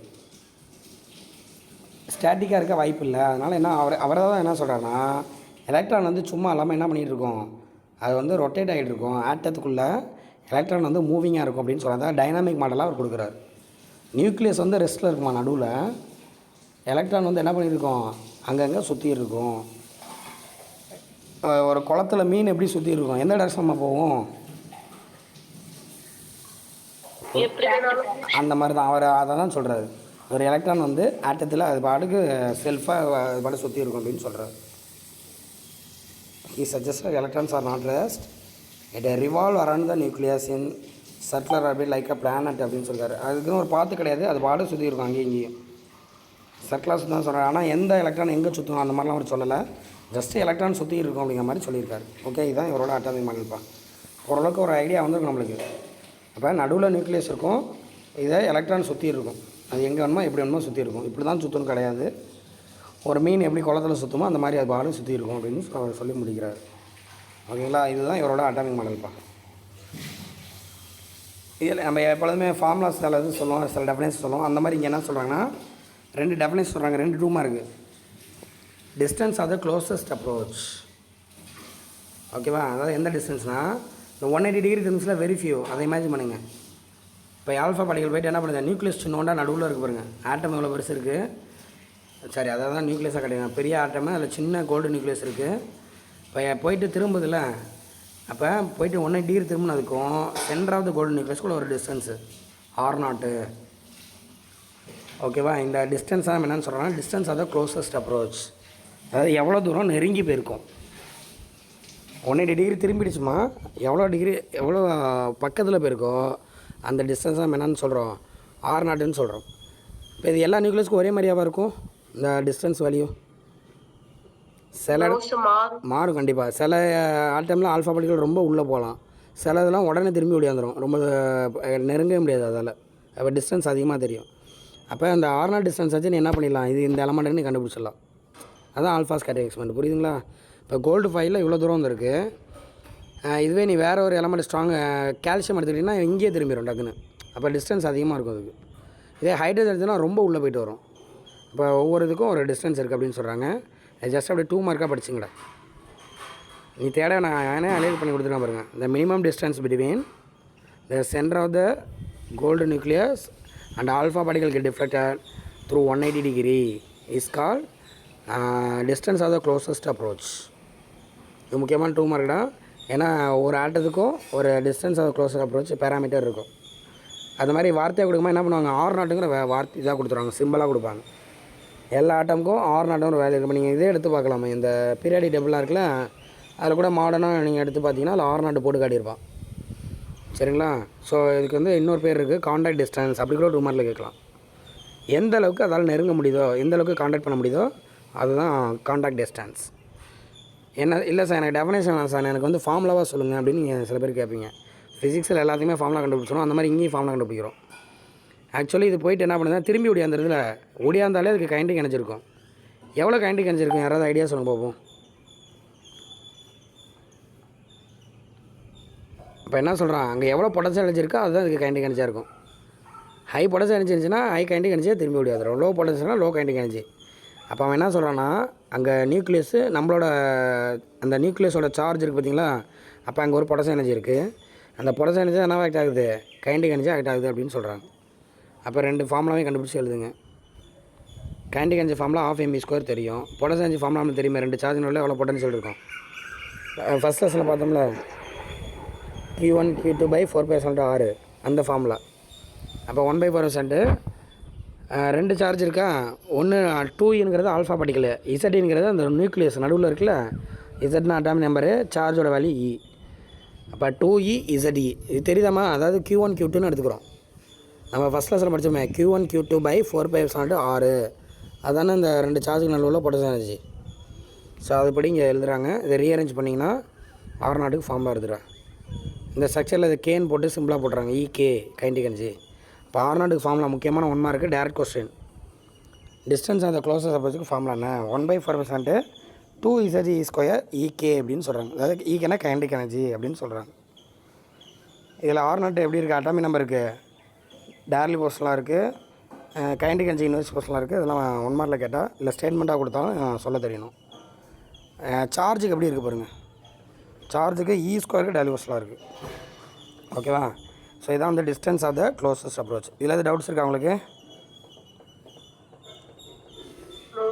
ஓகேம்மா. இது வந்து நம்ம எதை எடுத்துக்கிட்டோம்னா அந்த 180 டிகிரி திரும்பிச்சில் அதை எடுத்துக்கிட்டோம். அப்புறம் அந்த சம்முன்னு சொல்லி சொன்னாங்களே, இது வந்து வெரி ஃபியூ சொன்னால் சம்மாவது இது என்ன பண்ணுச்சு, some deflect with some angle. அதை எடுத்துப்போமா, எதை எடுத்துக்கிட்டாங்க, ஒரு நிமிஷம் நான் பார்த்துக்குறேன். இல்லை நான் 90 டிகிரி திரும்ப தான். சரி ரைட்டு. சம் இது சட்டை நாங்கள் அதை தான் எடுத்துக்கிறாங்க. சில இது போய்ட்டு என்ன பண்ணுதுன்னா இங்கே திரும்புது பார்த்தீங்களா, ஒரு பர்டிகுலர் ஆங்கிள் திரும்புது பாருங்கள், அதை எடுத்துக்கிறாங்க. இந்த படத்தை பார்த்தாலே ஒரு ஐடியா கிடச்சிரும். அதாவது இம்பாக்ட் பேராமீட்டர் ஒரு டெஃபினேஷன்ப்பா, இம்பாக்ட் பேராமீட்டர் ஒரு குவான்டிட்டி கொண்டு வராங்க. இப்போ ஆல்ஃபா பார்ட்டிகல் இப்படி போயிட்டு என்ன பண்ணுது, கோல்டு நியூக்ளியஸ்லாம் அப்படி டிஃப்ரெண்ட் ஆகி போயிருது. ஓகேங்களா? அப்போ ஆக்சுவலி இது இப்படி நேராக போயிருந்துருக்கணும். ஓகேவா? இதுக்கும் சென்டராவது கோல்டு நியூக்ளியஸ்க்குள்ள டிஸ்டன்ஸ், அதாவது கொஞ்சோண்டு திரும்பிச்சில் அந்த ஆல்ஃபா பார்ட்டிகளோட வெலாசிட்டி வெக்டார் இருக்கும். இதானே வெலாசிட்டி வெக்டார், ஆக்சுவலி நேராக தானே வந்திருக்கணும். வெலாசிட்டி வெக்டார் இருக்கும், சென்டராவது கோல்டு நியூக்ளியஸோட டிஸ்டன்ஸு, இம்பேக்ட் பேராமீட்டர் இதுவுமே மாறும். ஒவ்வொரு ஆட்டம்லேயும் ஒவ்வொரு மாதிரி வந்திருக்கும். ஓகேங்களா? இது டெஃபினேஷன் பார்த்துங்க. இம்பேக்ட் பேராமீட்டர்ஸை அங்கே வந்து ஜஸ்ட்டு மினிமம் டிஸ்டன்ஸ் சொன்னால் இது பர்பெண்டிகுலர் டிஸ்டன்ஸ். ஓகே, இந்த இப்படி போகுது பாருங்கள். அதனால் ஏன்னா வெலாசிட்டி வெக்டார் இப்படி இருக்குது, டிஸ்டன்ஸ் வந்து இப்படி பார்க்குறோம். இப்போ perpendicular distance between center of the gold nucleus and the direction of the velocity vector of alpha particle when it is large distance. அதாவது இந்த கார்னரில் திரும்பக்கூடிய இதுன்னு சொல்கிறாங்களா, நீங்கள் போய்ட்டு இங்கே திரும்புது பாருங்கள். ஏன்னா நியூக்ளியஸ் எங்கேயோ கிடக்கு, இது எங்கேயோ திரும்புது. அதை கார்னரில் திரும்பக்கூடிய அதை எடுத்துக்கிறோம் நம்ம. ஏன்னா எல்லா ஆல்ஃபா பார்ட்டிகளும் டிஃப்ளெக்ட் ஆகுது. நம்ம என்ன பண்ணுறோம்னா அந்த கார்னரில் லார்ஜ் டிஸ்டன்ஸில் திரும்பக்கூடிய அதை எடுத்துக்கிறோம். மாதிரி ரெண்டுமே டிஸ்டன்ஸ் தான்டா. அது வந்து மினிமம் டிஸ்டன்ஸ் 180 டிகிரியில் திரும்பக்கூடியது, இது சடன் ஆங்கிளில் திரும்பக்கூடியது. ஆனால் வந்து பர்பண்டிகுலர் டிஸ்டன்ஸு அப்படிங்கிறத எடுத்துக்கிறோம். நீ எப்படி எடுத்துக்கிட்டா அது ஹரிசாண்டல் டிஸ்டன்ஸு, இது வெர்டிகல் டிஸ்டன்ஸ்னு எடுத்துங்க. ஓகேங்களா? இப்போ என்ன பண்ணுறேன்னா இதுக்கு ஃபார்முலா வரணும், இது அப்படியே டேரெக்டாக இது பண்ணிட்டாங்க. ஆக்சுவலி இந்த டிஸ்டன்ஸ் இருக்குல்ல, இது எதை டிபெண்ட் பண்ணிங்கன்னா இந்த டிஸ்டன்ஸை டிபெண்ட் பண்ணியிருக்கு. ஓகேங்களா? இப்போ அவங்க என்ன பண்ணுறாங்கன்னா இந்த இங்கே ஒரு தீட்டா கண்டுபிடிக்கிறாங்க. ஆக்சுவலி இது இப்படி போயிட்டு இருக்குங்களா, இப்படி போகணும், ஆனால் இப்படி போயிட்டுருக்கு. இப்போ ரெண்டுத்தையுமே எலாங்கேட் பண்ணுங்கள். எலாங்கேட் பண்ணால் ரெண்டுத்துக்கும் ஒரு ஆங்கிள் இருக்குது பார்த்தீங்களா, அதுதான் இது இந்த டிஸ்டன்ஸ் டிபெண்ட் பண்ணியிருக்கு. இது டேரெக்டாக சொல்லிட்டாங்க. இது வந்து பெரிய டெரிவேஷனு, உங்களுக்கு அதெல்லாம் சொல்லலை, டேரெக்டாக முடிச்சிட்டாங்க. பி டேலிவர்ஸோ காட் தீட்டா பை 2 அப்படின்னு சொல்லியிருக்காங்க. பாருங்க, நம்ம இது வரைக்கும் சைன் காசு தான் பார்த்துப்போம், இது வித்தியாசமாக இருக்கு பாருங்க. God theta by 2. பீனா நம்ம இம்பாக்ட் டிஸ்டன்ஸ், இம்பாக்ட் பேராமீட்டர் அப்படின்னு சொல்கிறாங்க. கான்ஸ்டன்ட் கே போடுங்க, காட் தீட்டா பை, அந்த கேவோட வேல்யூ இங்கே போட்டுருக்காங்க பாருங்க. 1/4 2z² mv0². அதான் ஒன்றும் கிடையாது, இந்த இது இருக்குது பாருங்கள். இங்கே இந்த டேர்ம் இருக்குல்ல, இதில் அந்த 2 டூவுமே இல்லைன்னு நினைக்கிறேன். அவ்வளோதான், இந்த டேர்ம் தான் அங்கே கொடுத்துருக்காங்க. 1/4 அந்த 1/2 மட்டும் காணா போயிடுச்சு பாருங்கள். கரெக்டாக இந்த 1/2 மட்டும் காணா போயிரு, பேலன்ஸ் எல்லாமே அப்படியே இருக்கும். இதான் கேக்கான வேல்யூன்னு சொல்லி கொடுத்துட்டாங்க. இது டேரெக்டாக அப்படியே மனப்பாடம் பண்ணியிருக்கேன். அப்போ பி வந்து காட் தீட்டாவை டிபெண்ட் பண்ணியிருக்கு அப்படின்னு சொல்லி இது பண்ணுறாங்க. இதை பொறுத்த வரைக்கும் அந்த தீட்டா இன்க்ரீஸ் ஆனால் பி என்ன ஆகணுங்க பாருங்கள். இது அண்டர்லைன் பண்ணிக்கடா. Theta decreases, impact parameter increases. ஏன்னா காட் தீட்டா பொறுத்த வரைக்கும் தீட்டாவோட வேல்யூ அதிகமாக அந்த வேல்யூ குறைஞ்சிட்டு போகும். கரெக்டுங்களா? நீங்கள் காட் தீட்டா செக் பண்ணிங்கன்னா தெரியும். இப்போ டேன் தீட்டா பாருங்களா, இன்க்ரீஸ் ஆகிட்டே போகும்ல, ஜீரோவில் ஆரம்பித்து இன்ஃபினிட்டி போகும். கரெக்டுங்களா? Tan theta. காட் தீட்டானா குறைஞ்சிட்டே போகும். அப்போ அந்த கணக்கை தான் இங்கே சொல்கிறாங்க. இவன் இங்கே ஆங்கிள் குறையுதுன்னு சொல்கிறான். ஆங்கிள் குறைஞ்சதுன்னா இம்பாக்ட் பேராமீட்டர் அதிகமாகும். நீ இப்படி இமேஜின் பண்ணிக்க, தீட்டா இன்க்ரீசஸ், ஆங்கிள் பேராமீட்டர், அந்த பேராமீட்டர் டிக்ரீசஸ்.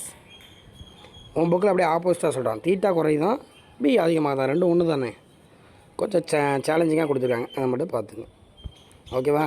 இவ்வளோ அழகாக ஒரு எக்ஸ்பிளைன் பண்ணிக்கிறார். ஆட்டம்னா இப்படி தான் இருக்கும், அப்படி தான் இருக்கும்னு. அது 2 விதமான குவான்டிட்டி கொஸ்டின் இருக்காரு. இப்போ நீங்கள் 3 2 மார்க் படிக்கின்றது இது வரைக்கும் நீங்கள் நடத்தினதில்ல. 3 2 மார்க் படிச்சிருங்க. இந்த வாட் இஸ் த ரிசல்ட்டு, ஓகேவா, அது படிச்சிடணும். அப்புறம் distance of the close operation என்ன, இம்பாக்ட் பேராமீட்டர் என்ன, 3 2 மார்க் மட்டும் படித்தா போதும். அப்புறம் ஃபார்முலாஸ் பார்த்துங்க.